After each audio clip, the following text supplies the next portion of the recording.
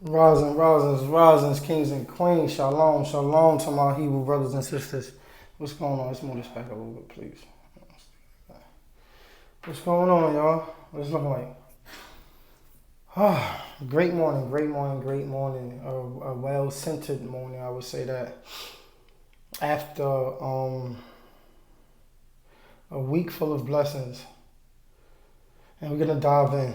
So right here, we're gonna name this the Book of Judgment. I want to talk about judgment. Can I talk about judgment, please? Can I talk about judgment, please? Yeah, I want to talk about judgment a little bit. Sorry, I had to open that door. It's hot.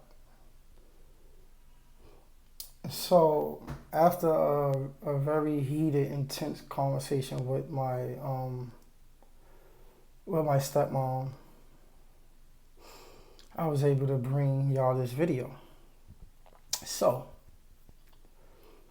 what is this heated, intense conversation?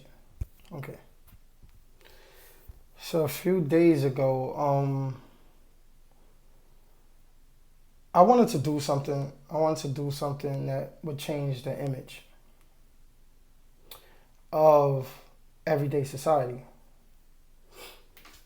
and not and hold on and sorry, and not your everyday society, but my everyday society. We all come from all different walks of life.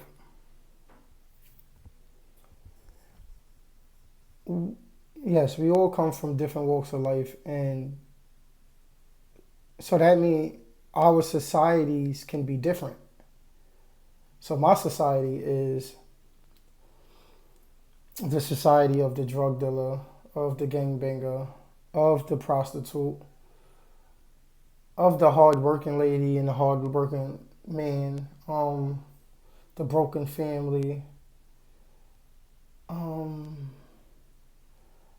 How can I put that? Poverty. That's my society. My society is poverty, right? And somebody else society can be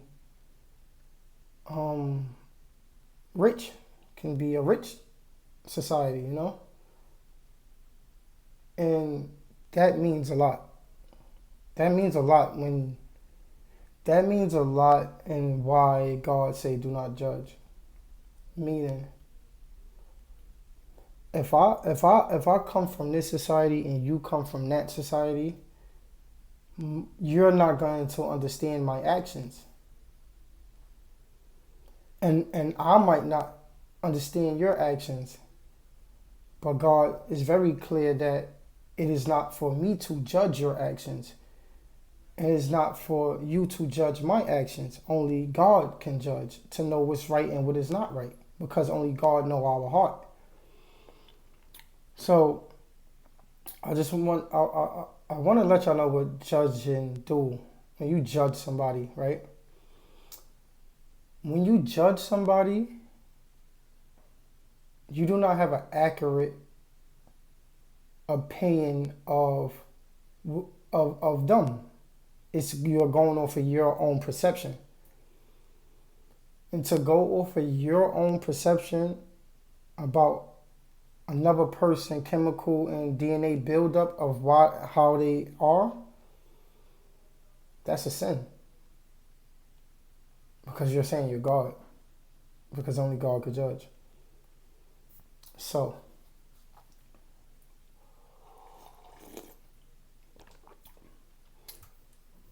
a few days ago, I for weeks now, I've been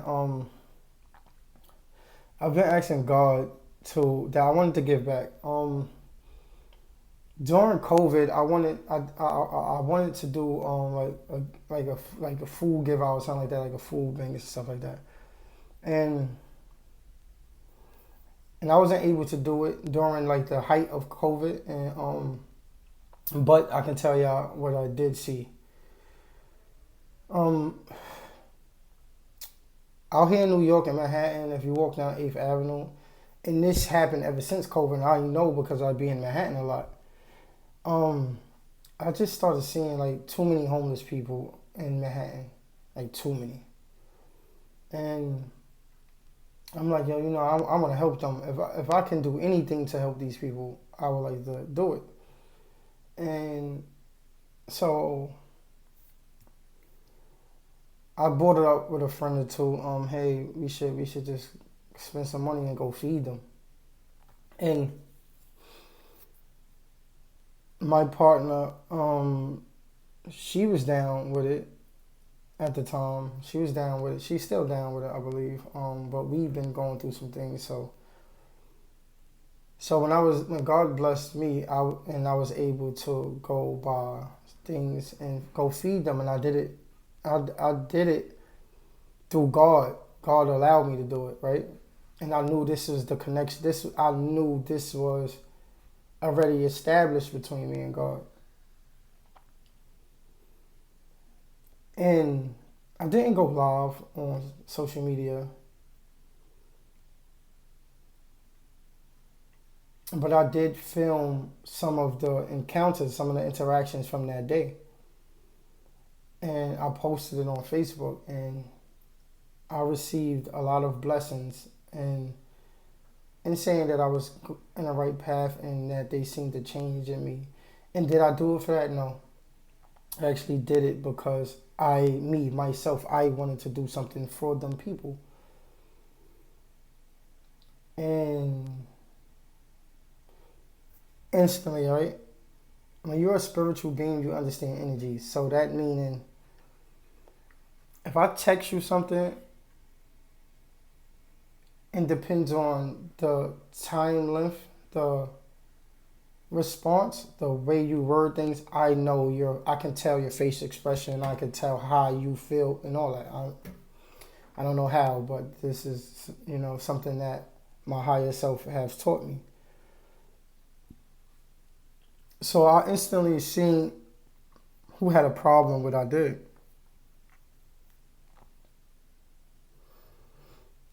And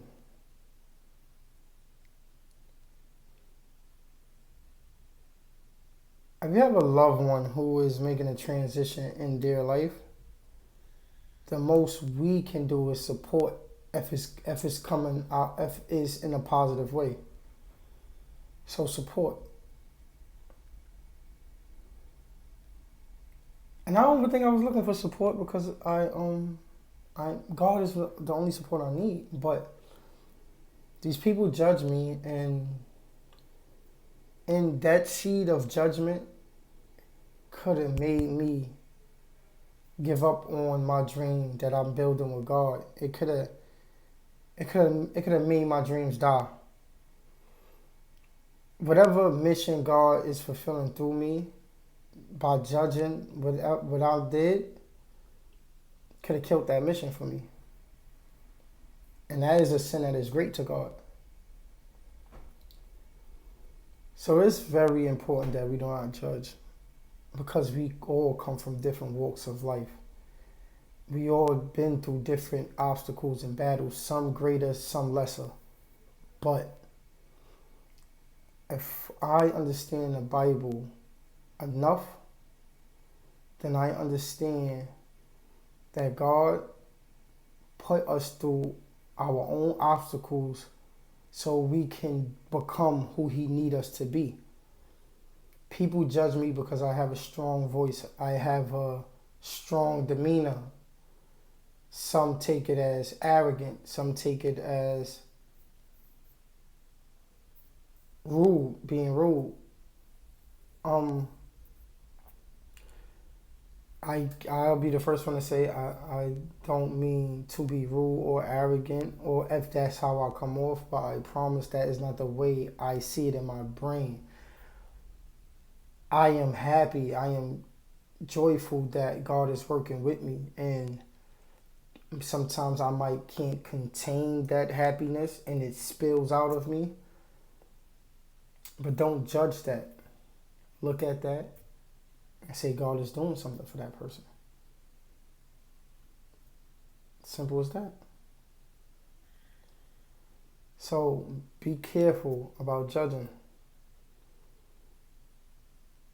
because your judgment can kill one of God's dreams, or one of the missions that God needed to be fulfilled.